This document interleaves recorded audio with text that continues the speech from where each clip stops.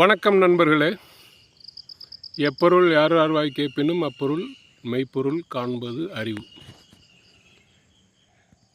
இன்றைக்கி சேம் திருமந்திரத்தில் ஒரு பாடல், நாயோட்டு மந்திரம் நான்மறை வேதம்.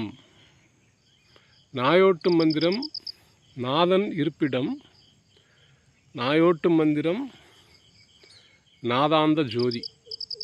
நாம் இந்த நாயோட்டு மந்திரத்தை அறியோம், நமக்கு தெரியாது அப்படின்றார். 3051வது பாடல். இது ரொம்ப டீப்பஸ்ட் மீனிங் இருக்குது. ஸோ இந்த நான்மறை வேதம் அப்படின்னா என்ன அப்படின்ட்டு தமிழில் இது வரைக்கும் யாராவது விளக்கியிருக்கிறாங்களான்னு பாருங்கள். தமிழில் இது வரைக்கும் யாரும் விளக்கலை. ஸோ இந்த நாயோட்டு மந்திரம் ஏற்கனவே ஒரு 2 வருஷத்துக்கு முன்னாடி ஒரு சின்னதாக ஒரு வீடியோ போட்டிருந்தேன். நான் அப்படின்னா நடு அப்படின்ட்டு.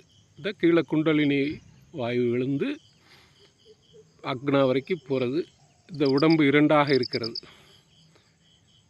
அந்த இரண்டற்ற தன்மையை தான் கொண்டு வர்றது தான் அது. ஆக்சுவலாக ஒன்றா சேர்றது அதுதான் நாயோட்டு மந்திரம். இந்த நடுவில் ஓட்டணும் அப்படின்றது தான். இந்த ஓட்டுறது தான் குண்டலினி, அந்த வாயு. அந்த இதை நம்ம கீழே மூலாதாரத்துலேருந்து இப்படி கொண்டு இங்கே அதுக்கப்புறம் உள்ளே போகிறது தான் இந்த நாயோட்டு மந்திரம். ஸோ இதுதான் நான்மறை வேதம் அப்படின்ட்டு சொல்கிறார் இது ஃபஸ்ட் வரியில். இதுக்கு முன்னாடி 2348வது பாடலில்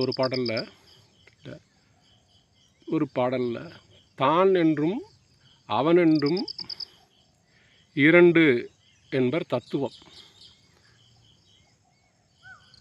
தான் என்றும் அவனென்றும் 2 தன்மையை உணராதவர். இந்த மாதிரி தானென்றும் அவனென்றும்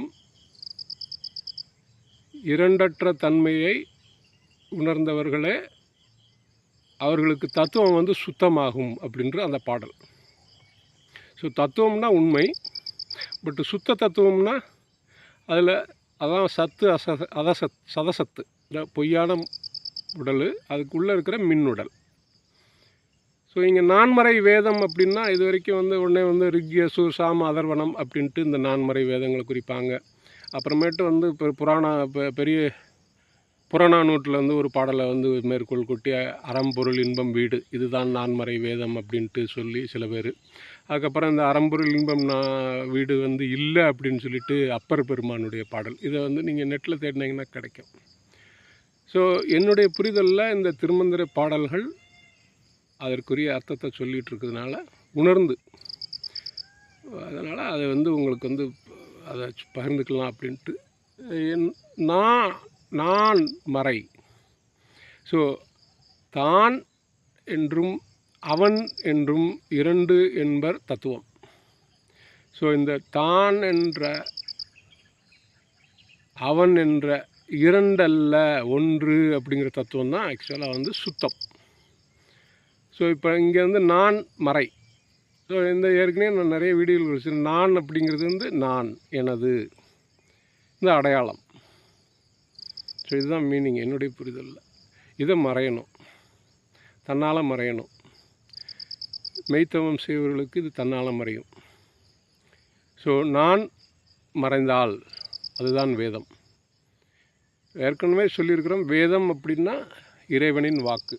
ஆகமம் அப்படின்னா அது எழுத்து நடையில் இருக்கிறது. மந்திரம் அப்படின்னா வைப்ரேஷன்.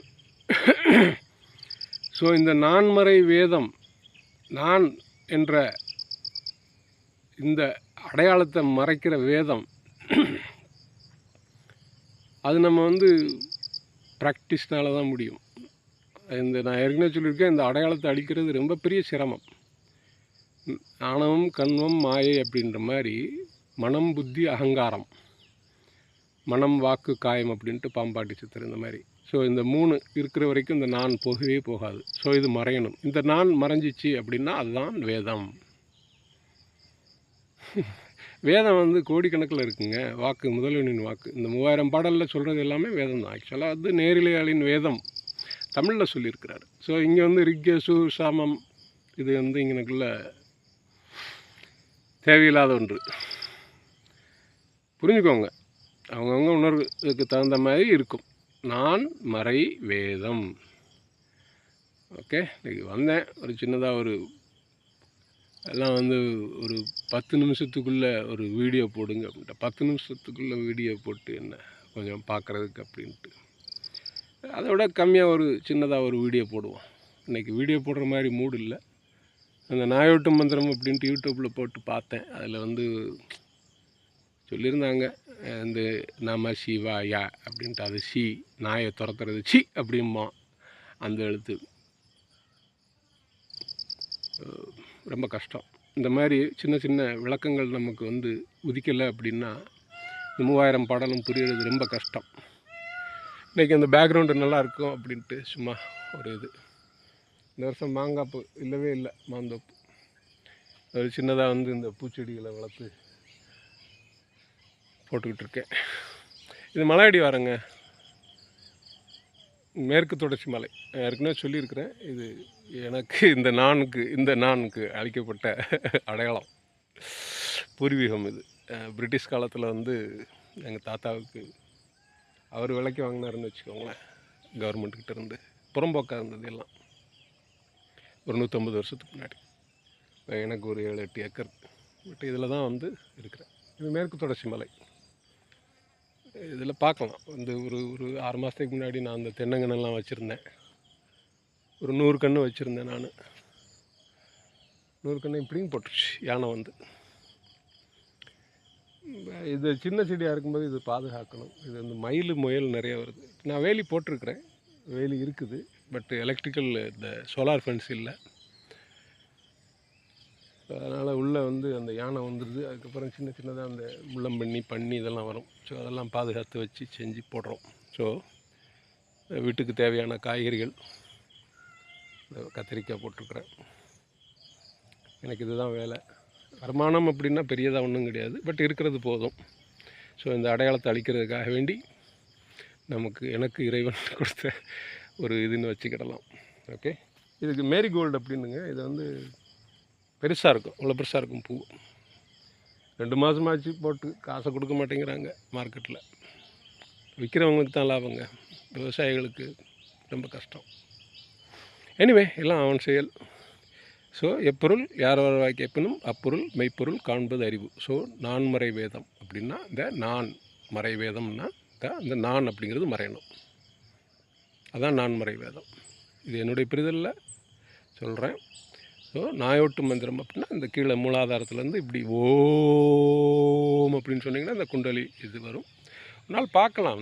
கொஞ்சம் எக்ஸசைஸ் எல்லாம் எப்படி பண்ணுறேன். நான் ஒரு 5-6 வருஷம் தொடர்ந்து படிச்சுட்டு இருக்கிறதுனால எனக்கு இந்த உணர்வுபூர்வமான ஒரு ஆக்கப்பூர்வமான இது இருக்குது. சரி, யான் பெற்ற இன்பம் அப்படின்னு சொல்லிட்டு அவர் எல்லாருக்கும் சொல்லியிருக்காரு. 4 பேர் நந்திகள் 4 சிவயோக மாமுனி, பதஞ்சலி, வியாக்கிரமர், இவர் என்னோடு திருமூலர், என்னோடு எண்மருமாவே அப்படின்ட்டு. இந்த எண்மர் அப்படின்னா கணக்கறிந்தவர்கள். கணக்கு அப்படின்னா இந்த 9 சக்கரங்கள். 9 சக்கரம். இந்த மண்டலம் 3 மண்டலம், 7 கோள்கள், 9 கோள்கள் ஆக்சுவலாக. நிழல் கிரகம் 2. ஸோ இது சக்கரமாக அமையப்பட்ட பூமியின் அடுக்கு. அதான் அந்த கணக்கு. அந்த கணக்கு தெரிஞ்சால் தான் அதுக்குள்ளே இருக்கிற சந்திரன் சூரியனுடைய அதான் இடகலை பின்களை, வாயு, அபானன் பிராணன், இந்த இது நமக்குள்ளே நம்ம காலத்தில் இருக்கிறோம். அது இயக்கிக்கிட்டு இருக்குது. அந்த காலத்தை நிப்பாட்டுறது தான் இந்த இது. அந்த நிப்பாட்டிட்டோம் அப்படின்னா நம்ம காலத்துக்குள்ளே போகலாம். ஸோ அந்த காலத்துக்குள்ளே போனால் இது 14 வருஷம் இருக்குது. அந்த மாதிரிலாம் பார்த்துக்கிட்டு இருந்தோம் அப்படின்ட்டா இந்த பிறவியில் வரலாம். பாருங்கள், உங்களுக்கு தோன்றது ஏதாவது கமெண்ட்ஸில் போடுங்க. இந்த மாதிரி மீனிங் இருந்துச்சு அப்படின்னா எல்லாம் தெரிஞ்சுக்கிறது தாங்க. மனிதங்கள் தானே. இது மனிதர்களுக்காக படைக்கப்பட்டது வேதம். ஸோ ஃபஸ்ட்டு நம்ம ஜாதி என்ன, மதம் என்ன, இதெல்லாம் அடையாளம் இருந்துச்சு அப்படின்னா இறைவன் அடிவது இந்த ஜென்மத்தில் சாத்தியமே இல்லை. மக்களே புரிஞ்சுக்கோங்க. ஸோ நீ வேஷம் போட்டால் பிரயோஜனம் இல்லை. அதுதான் ஆக்சுவலாக மனிதர்களுக்காக படைக்கப்பட்டது வேதம். நல்லா புரிஞ்சுக்கிட்டு நல்லபடியாக வாழ்வோம். ஓகே, தீன்னு இருக்கும் மழை ஒரு 10 நாள். ஓகே, நன்றி நண்பர்களே.